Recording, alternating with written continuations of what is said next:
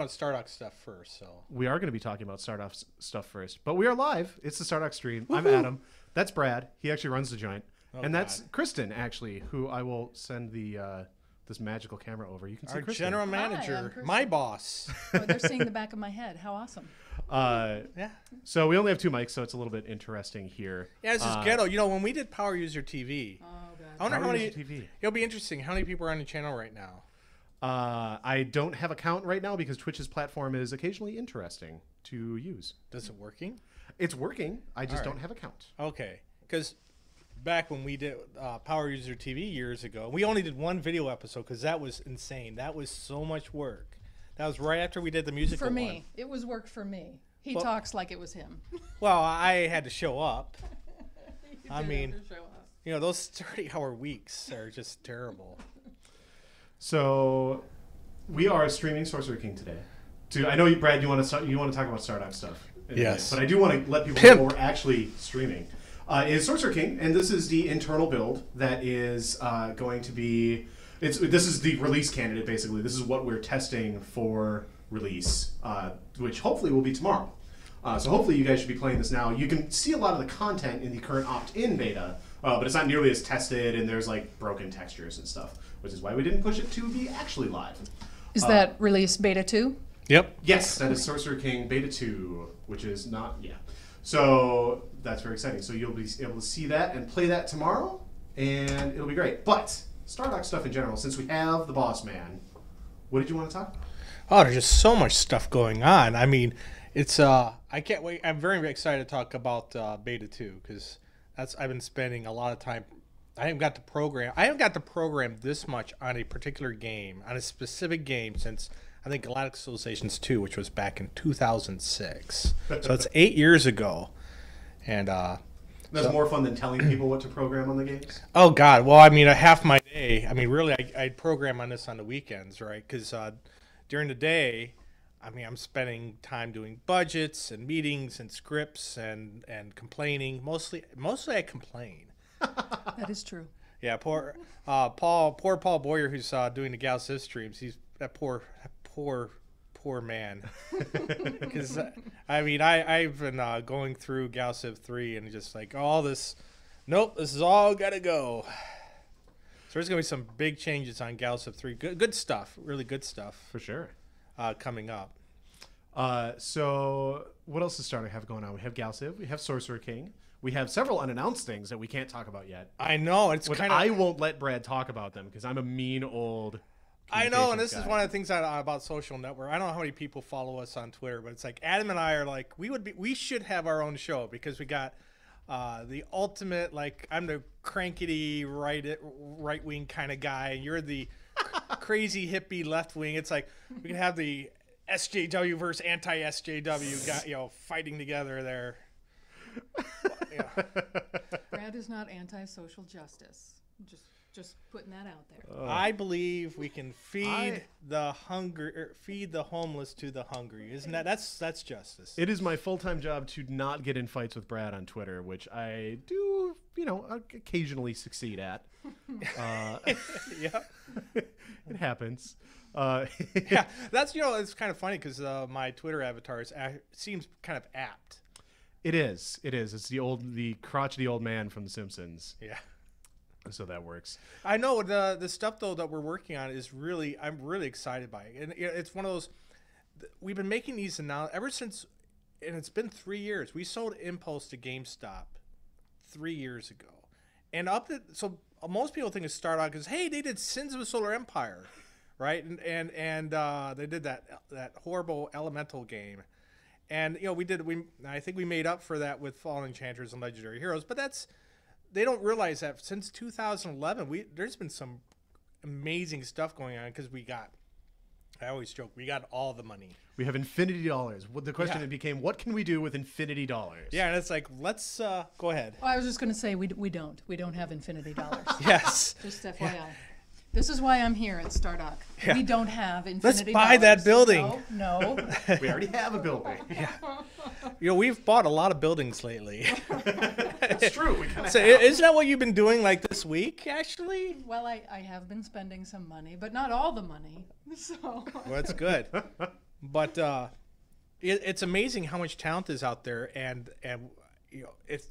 I'm glad that now Derek is on his way to Baltimore right now, where we are developing secret things Yeah, and not so secret things. Star Mostly- Control is there. That's Yeah. not secret. And no, but it's not announced yet. No No, one knows I what's mean- going to be in it, right. Right? I mean, everyone knows we're going to turn into a first-person shooter, right? Well, It's freemium, right? Freemium, Yeah, right? so free to play with Facebook. maximum microtransactions. That's Yes. right. So no, but so Star Control is there whenever that actually kicks off, and Mohawk Games, Soren Johnson's company, Off-World Trading Company, is there. Yep. Which is very exciting. It's still not really officially announced. It's more like in stealth alpha. Stealth Alpha. I like that actually. That's good. That's marketing gold. We can use that. And then Oxide Games is there, who developed the Star Swarm stress test that you can check out to see what the nitrous engine is. And the nitrous engine. But that was the nitrous engine as of a year ago. Right. It's super awesome. So the nitrous engine is this whole amazing next generation engine that Oxide is developing that we'll be seeing shortly. But Oxide is also working on other things that are not announced. So that's all the Baltimore stuff, and then there's other stuff that's also secret that's not in Baltimore. So I know what's crazy though is like if you look at the resumes. Well, first of all, if Derek hears this, you're a bad man. Because he's basically. I mean, if you were to look at the leads on these teams, and he's like, you have depleted a lot of places, and you're a bad person for that. So it's like, because essentially you got a lot of the Civilization 4 leads working on one game. You have a lot of the Civilization 5 leads working on another game, and then down in Dallas, you got a good chunk of the Ensemble, the Age of Empires team working on a game there, and then you got Mothership down in Austin, and then we have the Battle.net. Adrian's Battle.net's Adrian, Luff, who's now running the studio to build our own meta game stuff to handle all this stuff. It's been, and it's super awesome. Well, what's been torture though is like, so it's been 3 years of all this stuff that we've had to sit on, right? And it's like, well, it's been pretty quiet. We were kind of on a roll doing all this stuff. And it's like, well, it's taken 3 years to get all this stuff together. And then next year, it's all going to start coming out. It's going to be so awesome. Next year is going to be crazy. Like first quarter of next year, Sorcerer King comes out in February. Also, other super. If it's done. Sorry, the plan is February. I don't mind. I don't mind saying that. I mean, we're in beta. We're taking money. We can be forthright about what our plan is. Right. Well, nowadays, without the retailers threatening to sue me if I move my dates, it's nice. It's like, you know what? I don't like it. We're moving it. Right. Because back in the day, you would try to, if you moved it, you would lose the company because Walmart would crush you. Oh yeah, you're done. Yeah. People don't have unless you've anyone who's never dealt with retail has no idea how the pressure that used to be on, especially if you're a small company. Right. So anyway, next year, early next year, there's going to be so much stuff. It's going to be super awesome. We'll start to be a lot less coy about these projects, and everybody will be very happy. Stardock will be very happy because we'll be able to talk about all these things that we want to talk about. Yes. So what's this Sorcerer King? Is some kind of what is it? Some kind of wizard game, I think. I know. Space game? It's a space game, I hear. Well, all games that I grew up with are all things where you got your wizard games, spaceships, and robots, and what are the other things that kids like to play with? Facebook's. You're killing me. Yeah. What? My Little Ponies. I don't know. Yeah. That's right. You have a daughter, don't you? Are you a brony? My son is a brony. Well, you need to have a talk with your son. Yeah. Because that's a problem. I think I accept him for who he is. That's the only talk you need to have. Let me tell you what my parents told me. Judge About not bronies. yourself until you have judged others. Yes. All right. Brad, do you want to show off? Well, we showed the Tyrant last week. Do you want to show the Guardian this week? Sure, though the Guardian is as fully implemented. Let me just tell you a little bit about this. Now, I mean, Sure. People have been following the stream for a while, obviously know the premise. But just to recap, we got the idea for this game because we've been playing a lot of 4X fantasy games. It seemed like there was, once upon a time, there was Master Magic. And then some years later, there was Age of Wonders, Shadow Magic. And then we went 100 years, or I don't know, I'm not really good on time. Roughly with 100 years, yes. Nothing. And then in the past few years, they've released our industry has released I think 600 or 700 fantasy strategy games, Something like that. and we got the idea like, well, what would happen in one of those games if you lost? All right, what happens if you made a game that was premised on the assumption that you guys all lost, and now that bad guy, having conquered everyone and controlling the world, he wants to become a god, and which means you have to now die. So he's not trying to conquer you because you're already pre-conquered. You're all minor civs to him, and so in Sorcerer King, you have to actually build a stack of doom effectively, a super powerful army, a last alliance of elves and men, you might say, and go defeat him in his castle. So yeah, the first beta, which was really, really early, but that's what's out there. You played as the wizard, who got spells.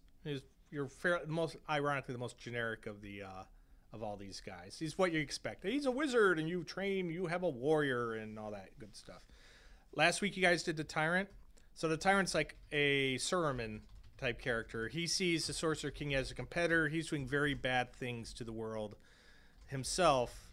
He doesn't really care about saving the world. He's really about making sure that he wrecks it for him.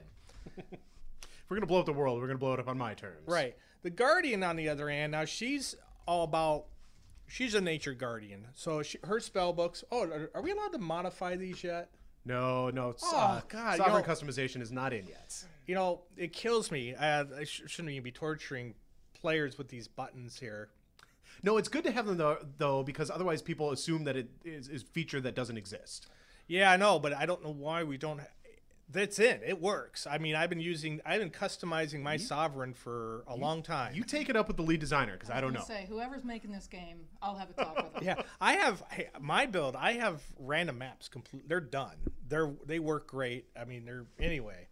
And you can even, when you customize them, there's a whole bunch of really cool abilities. My favorite ability, which is of course not in here, is that you can actually summon in a random outpost. So you see the bad guys coming out, you go plop, plop, plop, plop, plop, a bunch of outposts in front of them.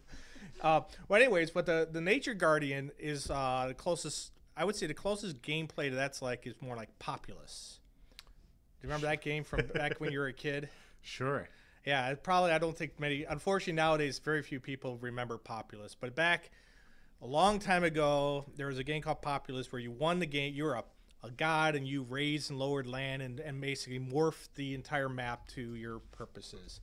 And that's essentially where the Guardian is. Is that if you want to try to make mountain ranges and stuff to prevent the bad guys from getting you, go ahead.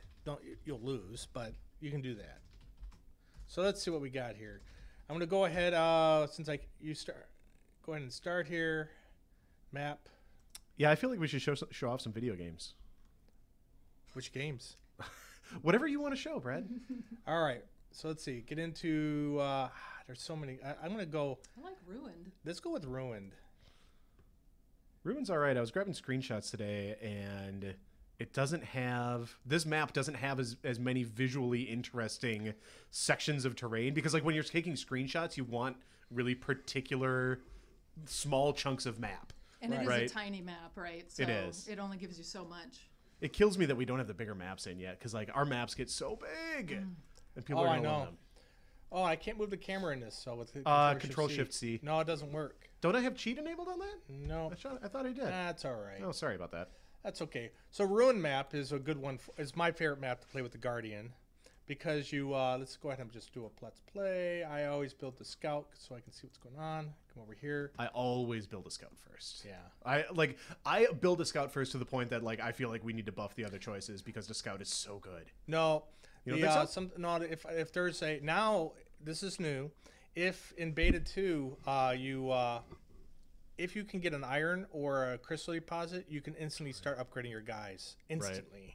So, but you need that. You would need to build a pioneer. Right. So let's see. What do I want here? A haste. I like haste. Haste is a good one. I never use haste. I don't know. I feel like the mana cost is so high, and I'm always jonesing for mana because I want to cast big. No. If you don't, awesome I mean, a lot of people who aren't good at the game have been. I had. It's funny because when I interviewed, I was talking with Derek about Legendary Heroes and about how much Legendary Heroes I played and all that kind of stuff. And he was like, oh yeah, well, when I play, I do this and this and this. I was like, hold on, what difficulty do you play on? He's like, oh, I play on, I don't remember what it was. It was whatever difficulty he plays on in Legendary Heroes, which is like one of those baby difficulties. I was like, whatever, I played that, I like destroyed that on my second game. Come on. You need to listen to my thoughts on balance here, obviously, is what the deal is. But it was fine. Oh, you do want to pioneer early on this map because that is a very early second shard. It is. Now let's see. I'm going to see if this works. I already got complaints that I've already put in. I realized if you have a spider in that initial army, your unit moves too fast. It looks goofy. It looks amateur. All right, so I'm going to cower with him and ask about the drink special. This screen is so much better than it used to be. It looks so much better. This is new. You see it? Cowardice. Yes. Oh, you're actually showing the. I actually show when you do. So now one of the new things in Beta 2 is that if you your choices on these are starting to have an impact on your character. And your character then feeds into the Dungeon Master. So there's a whole bunch of events, and even the way the end game plays out depends on which of these traits you tend to have the most of. So I wanted to make sure that worked. It worked on my computer. It would be really embarrassing if you built this whole system, but then the traits weren't actually being applied, and so you get to the end game and like, why isn't anything working? Exactly. Yeah. See, now I wish I had that Pioneer because that would be very nice. And I could change it, but I still. Scouts, man, though. Scouts are so good. Oh, no, I'm totally changing the out. Look, there's metal right there. Sorry, buddy. Are you playing Guardian or Tyrant right now? You're playing Guardian? I'm playing Guardian. Tyrant is so much better because if you had Tyrant, then you could coerce your city and build all the things. I love the Tyrant. I am like beside myself with how much I enjoy playing the Tyrant because he's so much. We're missing icons. That's it. Back to the store. Right. Burn it down. Yeah. Yeah. The Tyrant is just, you just get to murder all the things. Well, let's see what we got here. Harvest Mountain, Harvest Forest. I don't need any of these things right now.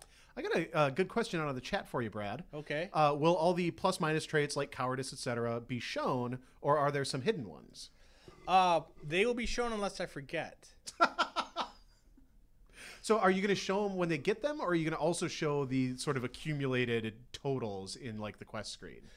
Right now they're shown, I believe. I have decided not to show them to players until the end of the game. So when you finally confront the Sorcerer King, then you're going to find out where you were, what you were. But as you're playing now, that doesn't stop some guy from just writing down themselves and that knock themselves out. They can do that, but I'm probably not going to do that because it's too gamey. That's my problem with it too. Is that like I want to feel like I'm resolving these quests in whatever way I find most amusing or sounds like role playing or whatever choice I want to make, rather than like, oh, I need to get to +5 loyalty by the end game or else I won't get good. Right? Like, yeah, exactly. Oh, in Ultima, I used to always, I want to be a paladin, honor, whichever one.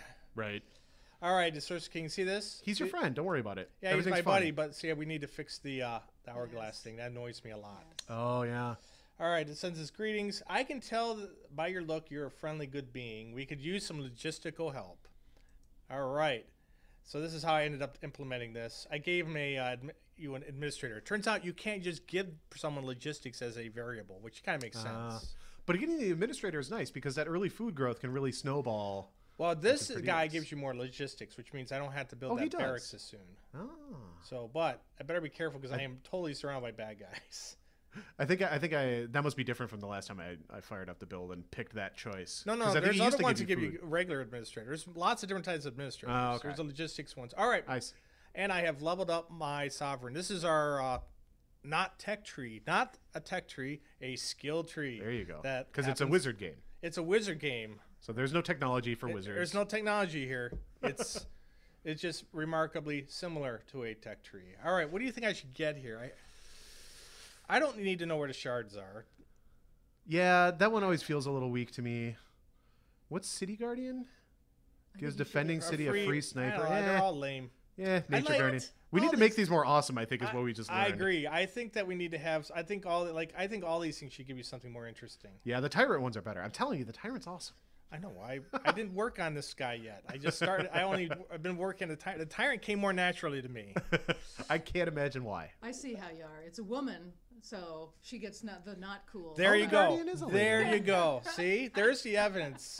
See, a Gawker journalist just got his God. wings. Listen, we have a woman in the game. I think that's a pretty good step. She was a lot harder to model, though. Was she? No. It was way harder to draw that charcoal painting. Yeah. It's Well, just no. getting, getting those cheekbones in there was really paladin, difficult. the paladin unit is actually a female. Oh yeah, and we have a couple, at least one female hero that I can think of off the top of my head. It's me, right? I think Yeah, so. she's like a super paladin. Varda, yeah, she's awesome. Yeah. She wrecks. She dudes. does. She Yeah, does, that's why you don't actually. get her by default because I know. totally debalancing. Well, Everything's in balance in this game. That's so the here, point. yeah. So here you go. So the female hero is not one you get right away because Yeah. she's too powerful. Yeah. Well, in some of the early games, I would make a beeline right to where I knew she was. Well, so yeah, that I could get her as fast as I could. Before the quest was implemented, so you would Yes. step on her. I think the quest dialogue was like, "Do you want hero? Yes or no?" Yeah. Yeah. Now you have to like fight See, trolls. that's and still stuff. there's another bug we still need to fix. Oh, that is Uh-oh. awesome. What happened? Well, the guy's walking. It's not a crash bug. It's Oh, just- that one. Yeah, that one drives me crazy because it plays the sound too. Oh, does it really? It does. So you have this just constant. Ka-dunk, ka-dunk, ka-dunk. It looks like one of our Come on, fatty, get over here. I love the dwarf. I love the dwarf. I Yeah, love he's gonna his. Oh, he dodged. Okay, Oof. that didn't work out as well. I love that attack though. It's so good. Which is also, I mean, it was overpowered in Legendary Heroes. It's overpowered Oops. here. It's all good. Derek didn't believe me that it was overpowered in Legendary Heroes, and then I was like, "What difficulty do you play on, Derek? We need to talk about this."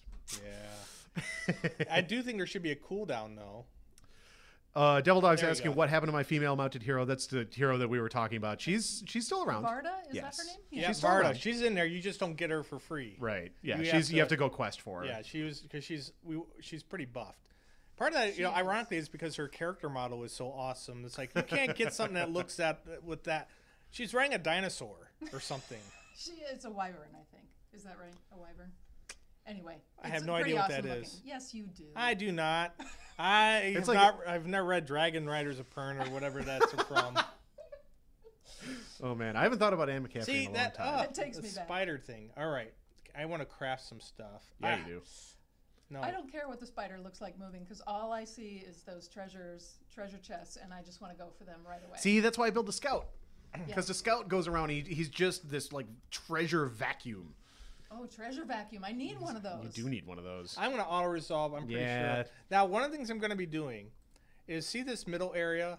I'm going to put up a status that says, "Oh, like overwhelming victory" or something. And if it is, you win. Yeah, Period, yeah. that came out of that meeting the other day. That was a really good idea. I like that one a lot. Just because like you get in so many fights Yeah, you that it's just nice to be like, okay, I don't Can I want just to win? babysit because some weird freak accident happened. That's just, it's not fun. right.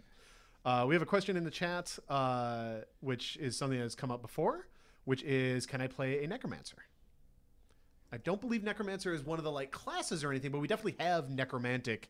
Yeah, we do. Spells. The chaos spell books are very much in that vein of sucking the life out of other people. Right, and animating skeletons. And skeletons and stuff. Soresa's units are... Soresa's basically a necromancer. Oh, sure. She's one of the miners, which are now implemented and have proper quests in Beta 2, which is exciting. They're not done, because nothing's ever done until, Oh, the there's a heat bug. death of the universe. And the, if Stop I was playing announcing right the now. bugs. You're driving me crazy. My marketing brain is just I know. Well, it just aching. means that we need to modify that quest. and we It's need easy. the stupid paintings for the heroes. Yep. That nope. drives me crazy. I wanted to take a screenshot of the Warlord tree because I love the Warlord tree. Then I couldn't take a screenshot because I was like, "There's no." I've freaking seen the portrait art. in there. I've seen it. It looks really good. All right, we want this medal. So We get should over put that in here. the game. You're gonna go for the medal before the shard, really? Oh yeah. Oh, Really interesting. Oh, yeah. You'll see.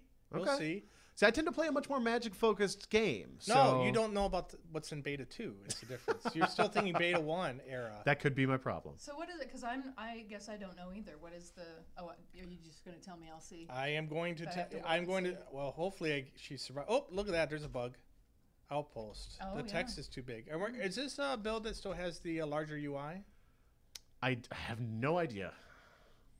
We have a high DPI UI, but it's still being worked on. Okay. All right.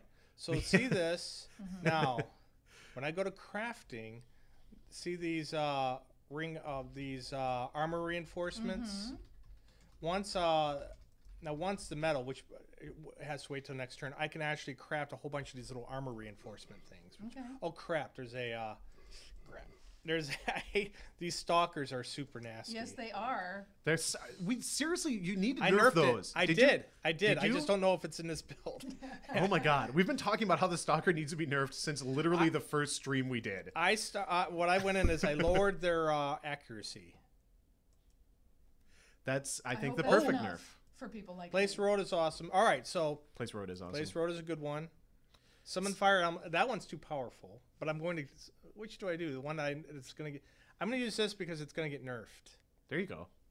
See, enjoy the overpower. That's one of the great things about playing betas. Yeah, I know. I'm always torn because people ask me, should I get this right now? I says, no, I never play betas. So, but on the other hand, if you play a beta, you're going to get to play with all the stuff that's like ridiculously overpowered. Before it was nerfed. All right, so I'm going to go ahead and craft some goodies for armor reinforcement. So one. You guys are going to laugh when you get to play beta 2 and you're playing with coercion and it's double production and you're like, man, this is so good. It's a city enchantment that the warlord gets, or the tyrant gets. And you're like, this is so good. And then you're going to laugh because it was originally 3 times and it was hilarious. Yes. All right, so here's my combat. This is something I yelled about to get in here. Oh, look at that. There's a mouse over. That's interesting. Combat ratings, we're just going to. Oh, I see what you're doing with your Yeah, metal for everybody. Look at his stats though. Now he has 12 defense. Look at all those little armor reinforcements. See, and you do those go on ring slots or where do those go? Yeah, it goes on accessory slots. Okay. So the idea is that if I control metal, now the one that's even better is crystal, because crystal you can get something that increases your hit points by 1, which is even better. So I'm gonna keep. Oh, look what we got. Is it? Look, awesome? there's a crystal one up there. I'm telling you, man, you need to get those shards. You need to get that lore. That skill is so good. More mana, casting more fireballs. You know, you got to be the best you can be.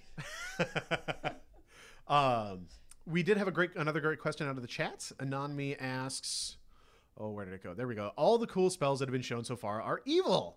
Are there cool good faction spells? This one, absolutely. I'm playing as Guardian, and who's less, evil than the Tyrant. Let's see, do I have, I should have that, or is that one of my sovereign abilities? Basically, the Guardian has a spell that will transform, actually in some ways the good guy's overpowered, but we're probably going to keep it. The good guy can transform Shadowland into fertile land. So you want to build a city, all this, so if you have mana, all this Shadowland you can settle on with cities. Well, I mean, you transform it first into ooh, you go back in there. I really need I really don't want to get killed by that stalker. Yeah, I got to turn cheats on here. This is ridiculous. It's so much easier to see stuff when you can just cheat it out. Yeah, I love cheating. Oh, and since I have metal, yes. Since I have metal, I might as well get the barracks so I can get the better unit too. Oh yeah. Yeah, that is the one thing, is being stuck with soldiers kind of stinks. I know. I get people report saying, "Hey, that soldier unit's crap." Like, he is crap. You are correct, sir. The soldier is crap. Yeah, I mean, he's your basic unit. Yeah, he's your basic unit. I mean, it's the equivalent. Wait. No, I want that pioneer. Can I summon the pioneer? I can. You could summon things more easily if you would go get some more shards, because then you would have some more mana. You know. When the metaverse stuff gets in, then we'll talk. We'll see who's laughing. Okay, all right. I like that plan. All right, I'm gonna get the shard though. I have no choice but to get the shard anyway because I don't have the sufficient force to take out this thing here. Okay, so here's a good question. Are there alignments to the spells? There it is. Destructive. Oh, what's going on? The fertility spell. Oh, why didn't I get? Because you didn't pick Nature Guardian. I would tell you to just cheat yourself a level, but that's not going to work. Well, you know what? Which is really my fault, so I can't complain too much. I really need to. I need to make. You know what? That Nature Guardian should give you unlock that spell. 'Cause Oh, that's when yeah, you're gonna really totally. want it. Totally. Okay, you got your way. So anyway, we did have a great question out of the chat. Are there alignments to the spells, like more destructive fire magic, controlling magic, that kind of stuff? The answer is not explicitly. Like, you're not giving yourself alignment point. Like, it's not like Galciv where you're getting alignment points by doing whatever. Some of them give you Doomsday. Some of them give you Doomsday, like the harvesting spells, where Harvest Mountain, you blow up a mountain and you get items and stuff out of it, and Spread the Shadowlands. So I could. I mean, there's nothing stopping me from having a spell give you an evil point or something. Right. Actually, it would be cruelty. We don't have evil; we have cruelty. Right. Although one of the things I like about the game actually is you are not necessarily good or evil. You have a power and you use your powers for good or you use them for evil. And I don't know. I mean, obviously there are certain gameplay mechanics. By getting more cruelty, maybe you get certain things by getting more cruelty, by being more cruel or whatever. But I like the idea that a person isn't good or evil; they are what they are. Yeah, the trouble is, I really dislike when you get into the spot where, like, you're trying to maximize your morality score for game purposes. Right. It's like, I don't want to have to run around kicking puppies so that my Force Lightning does maximum damage. That's Not true. that has ever happened in a game. You said you weren't going to bring that up. So here's one where I basically didn't care and I got an indifference point. Sure. And that'll have an effect. It'll have an effect throughout the game as different events pop up. And because we can drive those events to some extent through those, not morality is the wrong word, but through those kind of decision scores. So if you have a high indifference, you might get events that are kind of based around the idea that you've been an indifferent sovereign. Right. Which is awesome. And then plus the bonus, whole end game effect. Oh, that screen looks nice. I haven't seen that before. Which one did you? Oh, the. Sorry, I'm watching the stream instead of the. Oh, so well, I can see the chat. that report screen you just saw? Yeah. It's going away. Oh, are you I just don't killing like the whole it. thing? I didn't like it. Right. It's too Windows 95 UI for me. It should be like a book, and it should be interesting and fun looking, not. I don't know. I have a lot of nostalgia for Windows 95, to be quite honest. Leave, please.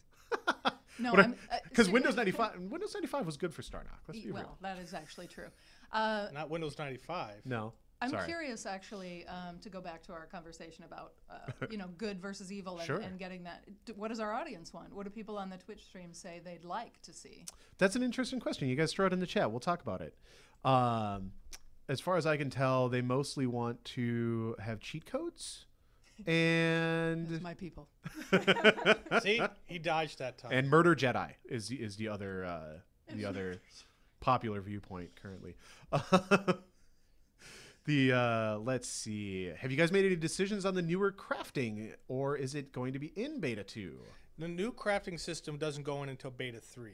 It's cool, and we've talked about it a bit in terms of being able to really customize your own crafting as opposed to collecting coins of various denominations to feed them into the vending machine to get chain boots So what's out. going to happen is that there will be, let's say there's I want to go here and I can make leather boots. So those are you still have that, but then you will have, based on what books you select at the beginning, a set of enchantments you could put on those boots. Excuse me. Another one based on how much mana you want to spend to put another set of enchantments on the boots, and then a third one is based on unique items you might have. Okay. So now, and all that's tied to your crafting ability. So, for example, you may not be able to do all three things to the boots, so we may wimp out too, depending on how fun it is. Right? At the end of the day, fun beats out lore. Right. But because the Tinkerer is going to be, he's going to have contraptions and stuff, and we want you to be able to do a lot of interesting things with.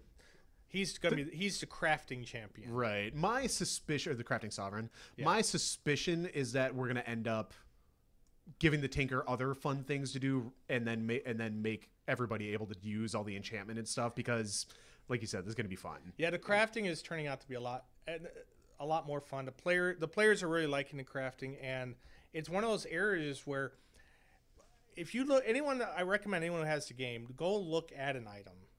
And there's a thing called core items.xml, and then you look at it and you go, game modifier, game modifier. We're already crafting them. Right. I mean, effectively, we do it in XML. It would be like putting the editor for this in the game where, oh, you want to apply XMLs? Or, yeah, I'm sorry, apply game modifiers? Here they are, and here's the cost. And then you can have infinity unique items that are custom to whatever you need. And then once we have that kind of customization in there, then I can put in more nasty stuff for you to play against. For example, one of the things I really desperately want to have is I want the terrain to matter a lot more in tactical battles, but I can't do that until there's a way to combat it. So like if you're fighting on snow, I want everyone on the battle to be taking 1 snow damage per turn. Sure. Or up to, right? But if you have defense against cold items, right? If you have coats effectively on, or if you've equipped yourself with stuff, that can be mitigated. Right. So, all right, we had to follow up on the morality discussion. The overwhelming sentiment has been that good, like linear good versus evil meters are boring and dumb, and nobody likes that anymore. And that's just way too Windows 95. So people are liking basically what you were saying, Kristin, of like you are who you are, and that has some various aspects to it, but it's not plus minus on the dark side light side meter or Speaking whatever. as dark side light side. All right, I'm gonna harvest this mountain.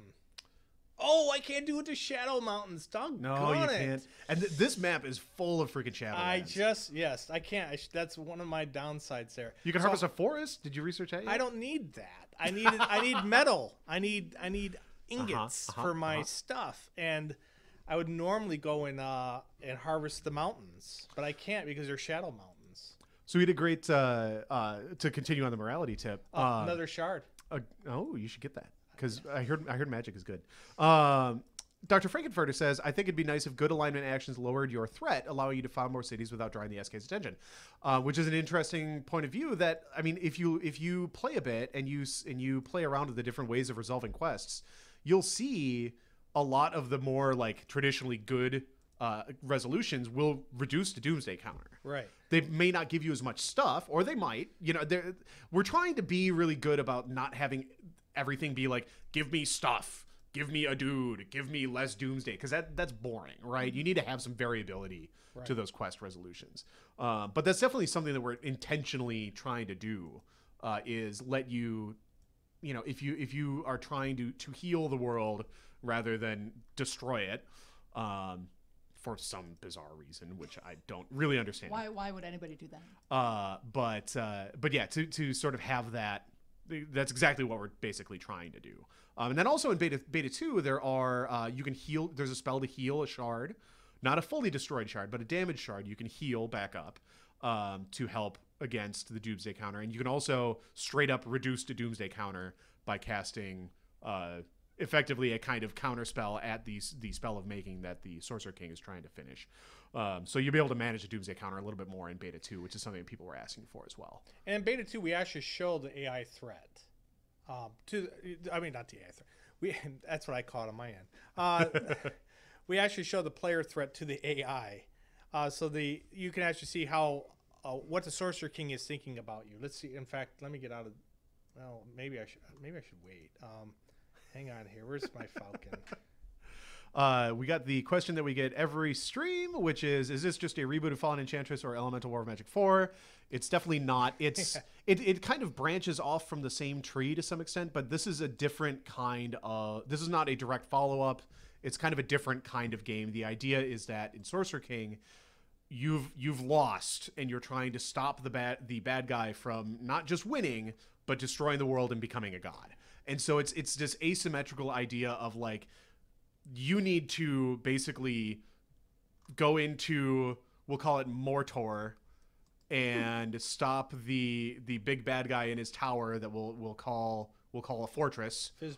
Fizban, yes. And so your goals are very different than they are in a normal 4X. Like, you're not just expanding as fast as you can and jumping up a tech tree and all that kind of stuff. In fact, you're in this game, yeah. And then just to add to that, so if you think of Elemental and Fallen Enchantress, or in Age of Wonders and Endless Legend and all the other games that have been coming out in this genre, they're symmetrical, and that is you are playing against X other civilizations / kingdoms / empires, whatever you want to call them, in a world that is open, and you are grabbing land, exploiting the resources, and going to war with each other. And in this game, this is like what takes place after, where you lost that game, and now there's garrisons and enemy outposts all over the place, and your job is to try to get your former opponents to help you out and go and create a single army, right? So you cannot win this game by out armying the other guy. He is too powerful. You only win this game by building a single army of really powerful guys to go in there. And it's kind of like the opposite of what in 4X we're always trying to punish the players from creating the stack of doom. In this game, we're saying create the stack of doom. You need the stack of doom. Yeah, this game is a celebration of the stack of doom. And I mean, I don't know how many interviews have you're at Game Informer. How many times did someone come in there and talk about how they were fighting the stack of doom, like it was a bad thing? That was kind of the trendy cause of the moment for a couple years there, for sure, in terms of strategy games, because frankly it was just a reaction. It was because it had been so dominant for so long. Yep. Right. So, I don't think it's necessarily a bad thing. I think we saw a lot of great things come out of that, branch of the design tree, as it were. But at the same time, like, how many times have you heard somebody say that they're still playing Civilization 4? Right. You know what I mean? And that's not to bag on anything else. I have a truly absurd number of hours playing Civ 5, for the record. But, I mean, there's definitely, like, it is not by any means universally reviled. The problem is when it's really obvious, like, what exactly the stack of doom is. You need one of these and two of those and two of those and one of these. That's boring. Yeah. The idea with Sorcerer King is that you're crafting your own stack of doom. You're like, okay, I'm going to have this hero who is customized this way, and then this mix of units with this mix of equipment that I've come up with that is also dependent on what I've found during the game throughout all this questing and all this research and everything else. So that you're really building the stack of doom of your dreams, we'll say. Right. So. In fact, that's the alternate title for the game: Stack of Doom of Your Dreams. I'm on board. That's a new tagline. Right. Will the Sorcerer King conquer other minor factions if you don't defend them? Yes. And not so much even conquer as they just sort of give up and they're like, fine, we'll join the evil empire. It's not even worth opposing it anymore. In some ways, it's actually worse than that. Right, because then they're Can we make a note? This needs to be red. Health potions are red. Brad and I were going off about this earlier. Because the question is, Mana what color is blue. What color are health potions? Health potions are freaking red. And somebody on the team is gonna like yell at me for going off on this. But oh my god, health potions need to be red. I have misclicked my health and mana potions so many times in the Sorcerer King beta because there's a color for health potions in every game that has ever been made. In the history of games, health potions are freaking red. Right. It's a standard. It's the ANSI standard. Effectively, yes. Fight the Yeti. Flee the Yeti. I'm pretty sure there's an IEEE, bylaw about what freaking color health potions are. ISO 9001 standards. Exactly. Let's see. Oh, man, we got a lot of great questions in the chat. Well, good. Devil Dog's complaining that we keep saying the same things. Well, we kind of get the same questions to some extent. He wants to know about the combat meeting, which I've been putting off, which we'll get to. The what? The combat meeting, because I think you were teasing the combat meeting on Twitter or the forums. Well, let's talk about it. Let's do it. There were a bunch of questions that's a kind of a deep topic, and I knew it was going to distract us for a while, so I wanted to make sure. Well, go ahead. I can play and talk about it. Excellent. Look at all this stuff. I can't believe what a good start I got. And there's fertility. That is not bad. You just said you could play and talk, and now, this. Those were lies. So the combat steel. I'm reading the chat and trying to talk at the same time, and it's frying my brain. The combat meeting was basically we sat down. The Sorcerer King team sat down, and we talked about what can we do to make combat more interesting, because there are interesting combats in Sorcerer King. But there's also combats where you go in and you kind of know what you're going to do, and you kind of go and you do it, and you're kind of going through the motions a little bit. And we want to avoid that. We want to make it just a little bit more I don't know, put a little bit more meat on it, I guess. Without, at the same time, we're not Age of Wonders, and we love Age of Wonders. Age of Wonders 3 is a great game. Right. Their combat is always going to be way more complex than our combat, because their game is much more about combat. If you envision kind of a spectrum of empire building versus combat, they're tilted a lot more in that combat direction, that's fine, that's great. That's their game. That's not necessarily our game. You get in a ton of fights in Sorcerer King. And you will be getting into way more as debates go on and we get further into development, because one of the things we talked about, and that Brad is very strong on this opinion, which I totally agree with, which is that there's going to be more bad guys. You are going to be fighting more dudes. The Sorcerer King has monstrous hordes. They will be hordes. They're not going to be these piddly little armies of one guy. And you want to like fight this him. guy right here just pains me. Just seeing this guy out here, it's like, hey, what is he doing? Why is he what is he doing there? Right? It's like, I'm gonna go in, I'm gonna find out where he came from and murder that place. And it's like, I don't want to go out with my army of 5 guys and go around murdering individual, because that's really what I'm doing. I'm executing this guy, right? I mean, that's ridiculous. Even if the other guys are relatively wimpy, he should not be out there by himself. Right. It's just cheap. It's cheesy. So we talked about everything. Like, everything was on the table, right? So we talked about all the different stuff that all the different games do in their tactical combat, right? Because we can do any of it, really. Like, the engine can handle kind of a ridiculous amount of stuff. Because, as Brad said, when we made Elemental, we made them all. We made all of the games. And so basically we're not really constrained by the technology or the effort necessarily, so much as we've gone down these design paths before. And the problem is figuring out what's actually fun, right? Because you don't want to spend, in a game like Sorcerer King, you don't want to spend that much time on each combat. Players have the attention of the player is, how as a player you're managing your resources, your mana and your metal and your whatever else and your production. As a designer, you're kind of managing the player's attention. That's one of the biggest resources you have to deal with. And so we want to make sure that we get that right balance there. All of this is to say, we're trying to figure out what can we do to make combat better without adding a lot more kind of tiny minor decision points into the combat. And kind of what we landed on, and Brad, feel free to jump in and correct me when I get wrong here, but kind of what we landed on is the idea that not necessarily adding a ton more rules, although there's a little bit of that in some of the rework. And I don't even want to get too deep into it because a lot of this needs to be tested, and I don't want to promise things that don't end up making it into the build, because that annoys people and gets me angry messages on forums and things. Not that we've ever gotten those, but Brad has never gotten anything like that. But the idea of giving players more cool buttons to push, right? And so giving players that, you can see that a little bit in what we've done in terms of, like, all our units have way more abilities than they've ever had in previous games, right? Like, this dwarf is one of your freaking starting units, and he's got 3 awesome abilities that you can use. I think I'm kind of spitballing. Well, fine. Well, even the hunter has he only has 1, his cleave. He'll get more though. And so, but the idea is to make those more interesting, because, like, when you do a successful cleave and you hit 3 guys, it feels really good because you just got a 3-for-1, right? Whereas, like, we don't want to necessarily make it so you're needing to micromanage your facing and your zones of control, and a little bit of that, yes, but that's not necessarily what our game is about. And so, but that said, like, flanking is one of the things that people talk about all the time. Why don't you have flanking? Well, I want to have flanking in this game.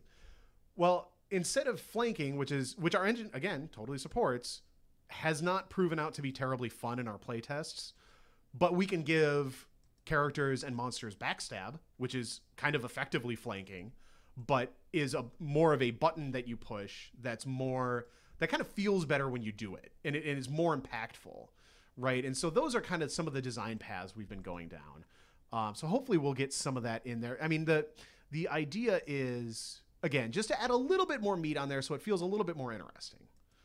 Brad, did you have anything you wanted to add to that? There's a whole bunch of things like that. There's showing off your unit zone of control and doing more stuff with that. Oh, yeah, and we talked about maybe having different zones of control for different units. Yeah, so, right now, they have zone of control, we just don't show it, which is really frustrating. You'll see your unit move in a funny way. I want that in, for sure. We have the concept of being put in called charging, which is certain abilities and spells require certain amounts of time to charge to do that.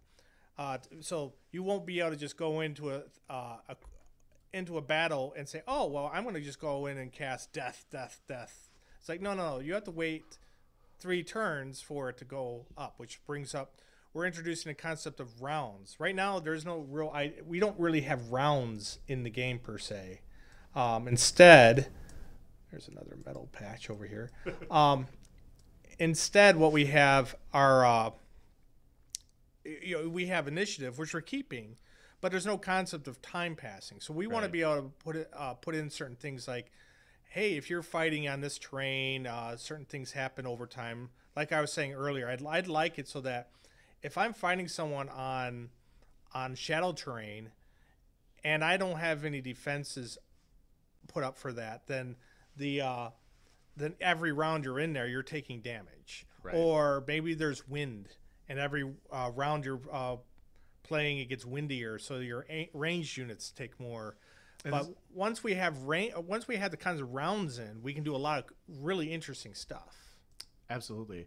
So, and that adds a lot of design space to spells and abilities as well. Not just the idea of some of those kind of passive things that happen on certain battlegrounds, but also the idea of spells that can do different things with this concept of rounds that we never had before.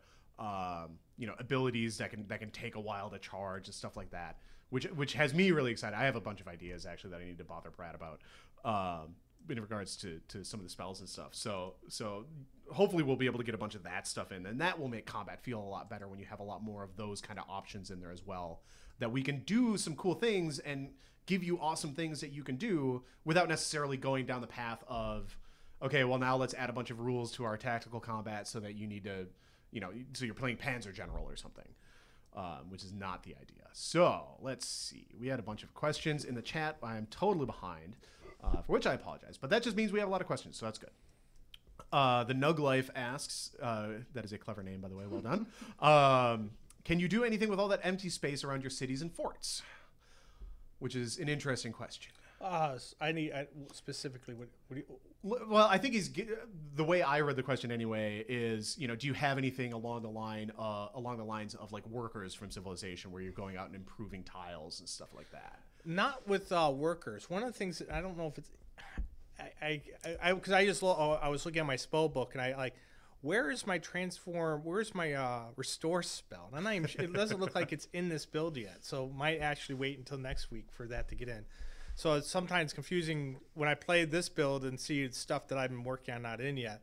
But the idea is that you will, yes, but they're not going to come from units per se. It's going to come from magic. So you'll be transforming the world, and a lot of those ideas, I'd like to hear what people want to be able to do. Right? Sure. I mean, I can think of, things that let them improve the land around them and get more materials or something. But that seems kind of mundane. It's kind of micromanagey. Like, yeah. When I'm playing Sorcerer King, I don't want to spend my time, frankly, going around building farms and trading posts and stuff. Right. Like, and that's not really what Sorcerer King is about. It's not necessarily about building this amazing empire that, stands the test of time, to steal somebody else's marketing terms. It's about surviving this insane demigod trying to blow up the world and, become a full god. Right? Like, that's more what Sorcerer King is about. And so, like, we don't want you to be spending your time doing things that aren't awesome and heroic, or at least awesome and super evil, right? Like, we want you to spend your time blowing up mountains to extract ores, to craft crazy, unique armor to make your soldiers be able to, go 10-1 against the Sorcerer King's armies, which is what they're going to have to do. Like, your dudes are going to have to be that awesome. Yeah, that's one of the things as we go on, is that these battles right now where you see only a handful of guys, you're going to see a lot more guys. They won't necessarily be super tough, but there's going to be a lot more of them. Right. Yeah, I was expecting to have,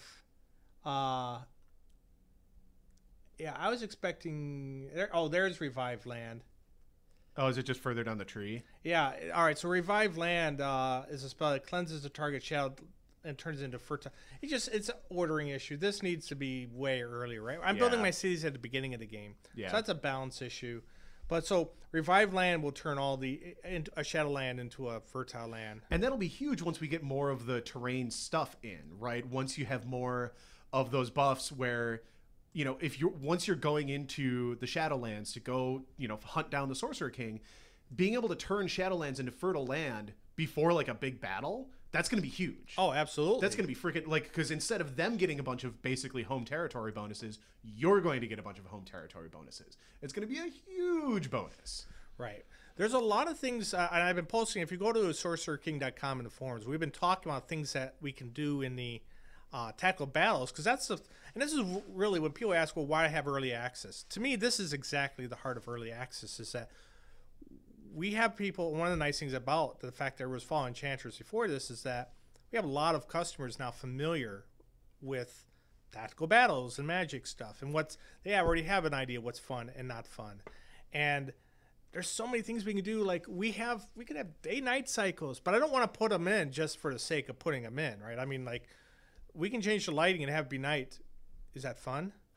Right. Right. I mean, guess why we can do that? We tried it. It wasn't fun. So like we always joke, we've made every game.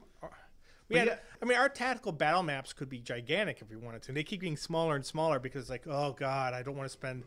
There's only one feature I wish we had in there that we don't have because it would be a pain, and that's line of sight. Right. God, I want that. But it would be a total pain just with the way everything is kind of built. Well, not just that, but also you are at that point you're XCOM, you're fantasy XCOM. Right. And it's like those XCOM battles take 20 minutes to play.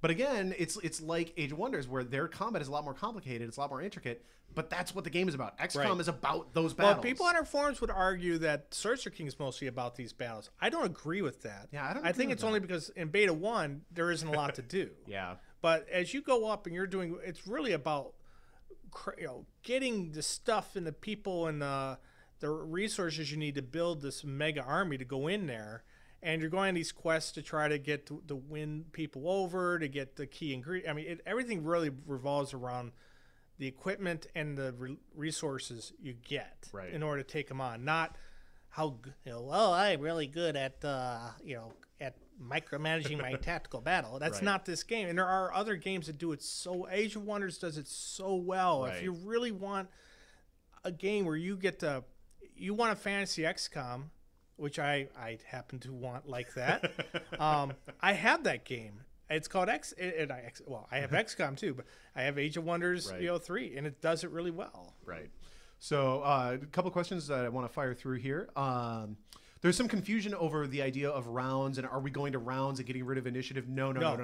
We're not getting rid of initiative. There's basically going to be a phantom. There's going to be a round marker that you'll see coming through the initiative track. That's kind of on the left side of the screen there. And it's the equivalent of something at initiative 20, which is kind of our base level initiative. Fast units get more turns, slower units get fewer turns.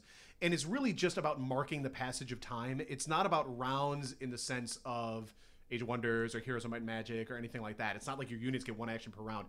Nothing will change about our initiative system other than that we have this device to sort of mark the passage of time that, like we said, opens up some design space and lets us do some more interesting things.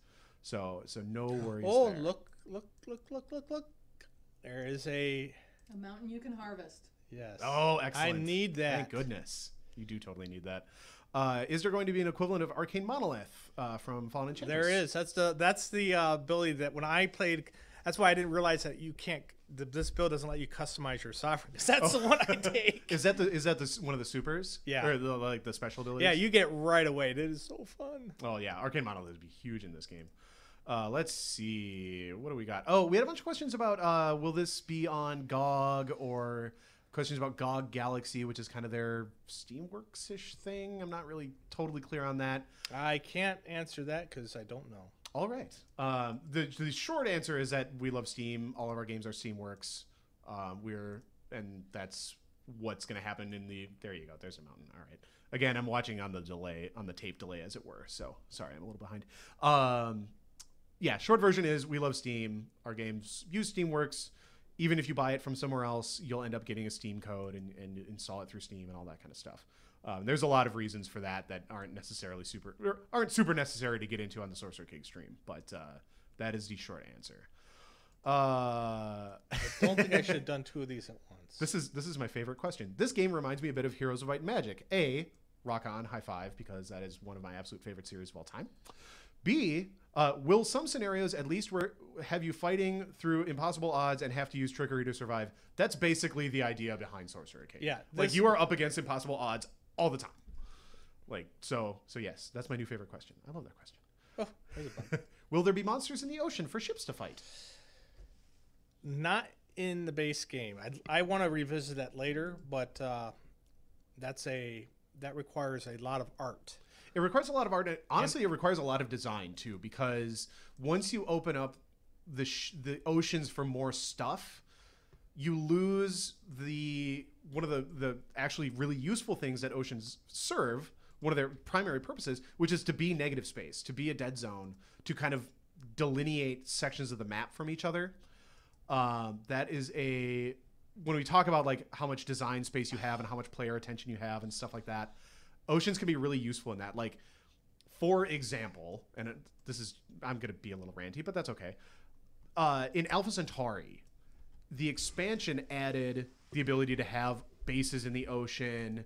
There's a lot more stuff in the ocean, which just ended up being, you ended up playing the whole map and having to worry about everything rather than having kind of these nice markers of where your influence stops, or where, that are kind of dead zones or neutral zones, which in my mind is actually a really useful thing. And now Sorcerer King is very different than Alpha Centauri, and monsters are very different than kelp farms. Well, I don't think my view is I'd like to see monsters like that. There's a risk in going in the ocean, and so I'm not saying the ocean should be full of monsters, but I would love to see a giant sea serpent that's in there somewhere. Sure. But I would probably put that after the effort to. I want the Sorcerer King to be invading with ships too, and that's probably 3 engineering weeks of my time to do. Right. And that's for people who don't know, that's a lot of engineering time. Like 3 weeks is like, oh, well, it takes 3 weeks, whatever. But like 3 weeks is a lot of time. Like you can get a lot done in 3 weeks if you're Brad anyway. All right, I'm attacking one of the fortresses, which, by the way, that's the other thing. I want a lot more tactical battle maps, which we are getting. Yeah. Yeah, that was a big topic of discussion. So now we're starting to get to a lot tougher. The end of the easy part. Yeah, you really load up a save game so people can actually see the later parts where you're starting to deal with not this. Oh, here's something that's new people may not have seen. Look over here. What's this? Oh, is he finally actually casting, or is it just a UI there? No, he's in the battle. He's not doing anything because whoever the AI guy is, he's probably lazy. Probably. But yeah, basically he will have X amount of time, so he will have mana and casts based on how many shards he's destroyed. Sure. And this number, the mana, comes from how many shards he's destroyed, and this comes from your player threat. I'm sorry, thinking AI. Your threat that he comes, how much attention he will put on you. This should make Frankenfurter happy. So the more attention he's paying to you, the more times he's going to be willing to focus on this particular battle. Sure. Right now, it's 0 because I haven't hooked it up. But and his spells are different though. So, because one of the things I would find really frustrating is I think I'm winning the battle, and then no, I lost because he randomly cast, Death Wave. Mm-hmm. That's how it's spelled, Death Wave. We'll write that down. I'll mark it down. Yeah.